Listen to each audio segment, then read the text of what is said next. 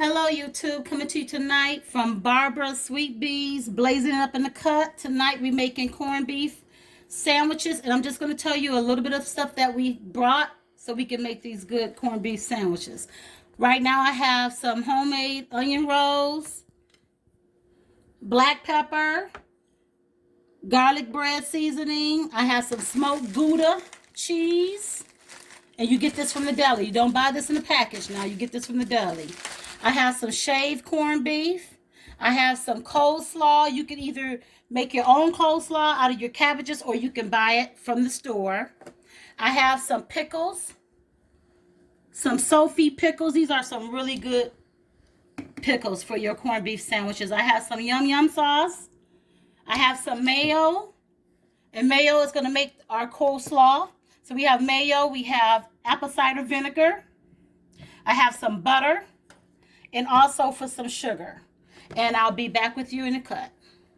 Okay, right now I'm cooking, I'm gonna grill our onion rolls with some butter on both sides. You can use a grill pan or any kind of pan that you desire to use. And now this is fresh onions in this bread roll. This is homemade. I got it from the deli. You could always go to the deli and ask for their homemade rolls. You just want to get just any type of roll. You want to use the homemade rolls. And I'm putting a little bit of butter on the outside and in the inside. And I'm going to add a little bit of garlic bread powder to our onion rolls. This is called garlic herb bread. It's a gourmet blend by Spice Hunter, and it's really, really good. This can go on just about anything. So I'm just going to put a little bit on my onion rolls, and this was going to just bring the taste out to be more bolder. So a little bit on the other side too, because I'm going to toast these. Okay, so we want to turn them over. And I'm going to add a little bit of this garlic powder. This stuff is so good. You can use this in about anything you cook. You don't want to put a lot because it do have salt. So you got to be careful about how much salt you putting on your food. So right there, that's a little bit, but believe me, it adds very good taste. So we're going to go ahead and grill these subs first, and then we'll come back. Okay, I'm grilling these onion rolls real quick. We're going to let this sit for a minute on medium high. You just want to grill them for a couple of minutes. And then once I get these done, I'll come back. Hello, YouTube. See, I just got done grilling the onion buns, and I placed them in a parchment paper in a tin pan. So you can always let them sit out and let them cool off because they're kind of hot. I like to toast my onion rolls kind of not too hard.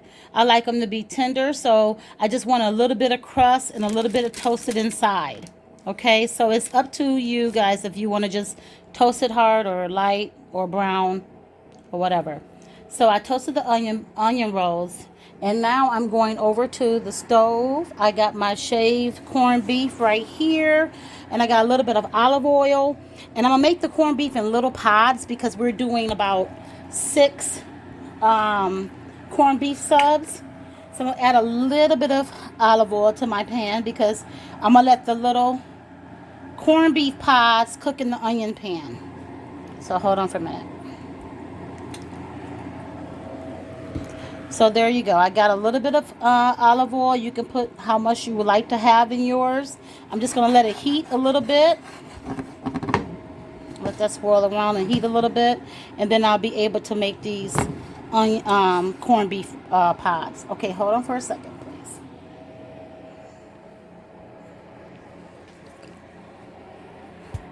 Okay, right now I got the corned beef cooking over the stove. I got it on medium heat. And this corned beef is already fully cooked. It's shaved. You can get it from your deli. Have them shave the corned beef for you. And just let it cook down slowly so it can heat all the way through because it's already fully cooked. And then we're going to add the smoked Gouda cheese. Okay guys, coming back. I'm going to add some smoked Gouda to our corned beef. And you can add just about any cheese that you like, but I just really believe the smoked Gouda give the corned beef a distinctive taste. It's a more bolder taste. And I got this corned beef from the deli, and also I got the Gouda from the deli. You could add more Gouda if you want to. On a couple pieces, I am going to add double. Because I know some people like extra cheese. So I'm going to add double on a couple of pieces. And we're just going to let this sit in here for a couple of minutes to melt.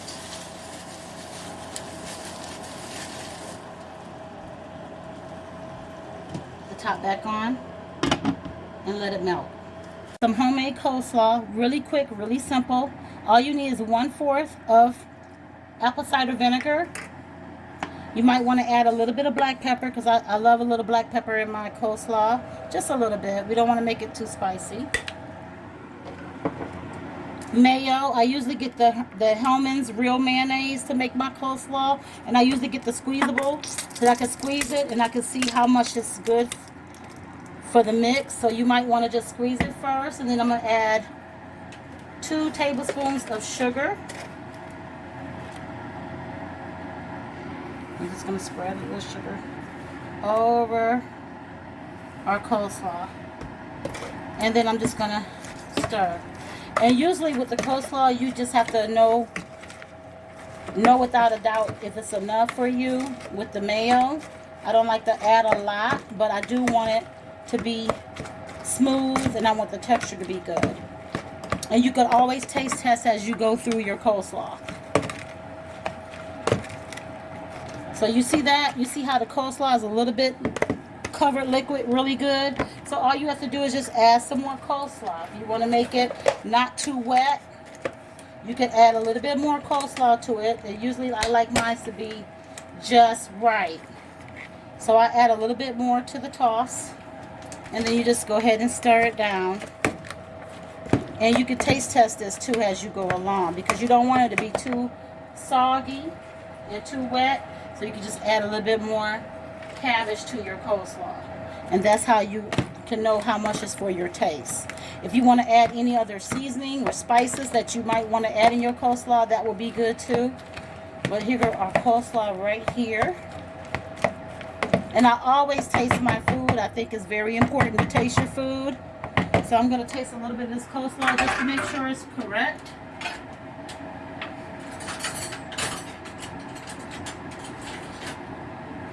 Here, let me taste a little bit just to see if it's enough. Perfect. It's perfect.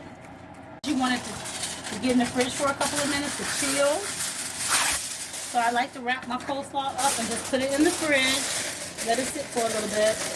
Now we see right now our corned beef is done. So we can cut off our stove and just let it sit for a minute.